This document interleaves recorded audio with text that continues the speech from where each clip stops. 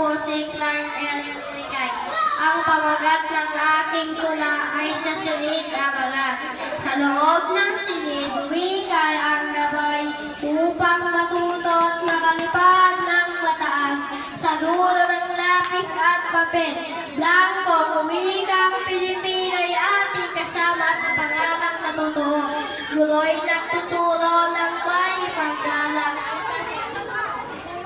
Bawat sa wikang bayan siya'y may pagmamalaki. Bawat aralin mas nauunawaan kapag sila'y mula sa puso at bayan. Sa budol, aklat o talakayan, wika ng kalulungan. Ito'y daan sa kaunlaran, sandigan ng kabataang may pangarap at laman. Kaya't sa silid wika'y itaguyod sa puso't isip ito.